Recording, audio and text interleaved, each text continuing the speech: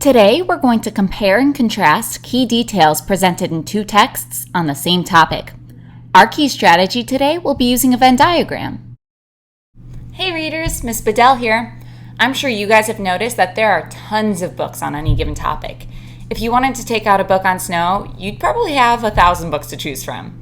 That happened to me the other day. Let me tell you about it.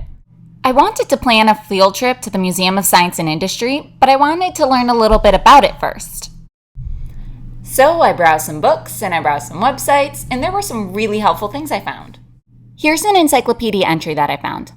I'm going to take notes while I read. If you want to do the same, you can pause the video at any time. Here we go. The Museum of Science and Industry is located in Chicago, Illinois. It's the largest museum in the entire Western Hemisphere. The museum has over 2,000 exhibits located in its 75 major halls. Some of the main attractions include a replica coal mine that recreates the experience of working in a coal mine, a German U-505 submarine captured during World War II, and a Science of Storms exhibit. The MSI is housed in the former Palace of Fine Arts, a building that was made for the 1893 World's Fair. I wrote all of those facts down in my notes here.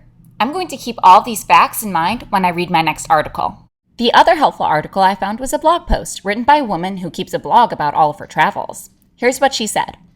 While I was in Chicago, I made a point to visit the Museum of Science and Industry. It's one of the largest museums of its kind and is home to many impressive exhibits. While I really enjoyed experiencing the coal mine exhibit, my favorite exhibit had to be Colleen Moore's Fairy Castle because it houses thousands of priceless artifacts and relics from around the world. The museum is located right along Chicago's waterfront and is next to a large park, so when we finished looking at the exhibits, we got to enjoy the beautiful scenery. And I made sure to write down all of these facts in my notes. Readers, I'm sure you're noticing the same thing I am. These two articles have a lot in common, but there are also some things that make them pretty different. Let's take a look. Here are all of the notes I took on both articles, side by side. This makes it easier for us to compare and contrast the articles. Take a minute to look at these notes and think about what's similar between the articles and what's different. Now I want to organize all of my information so that it's all in one place. A good strategy for that is called a Venn diagram. That's why I put all of my notes on stickies. That'll make them easy to organize within a Venn diagram. This is my Venn diagram. This whole circle is for the facts I learned in the encyclopedia entry. And this whole circle is for the facts I learned in the travel blog post. That means this area here, where they intersect, that's for the facts I learned in both the encyclopedia entry and the travel blog post. Let's take a minute to think back to what we just learned in those articles. What are some good facts that I can put in my Venn diagram? Well, the first thing that I learned in both articles was that the Museum of Science and Industry is located in Chicago. So I'm going to put that fact in the area where the two circles intersect. Perfect.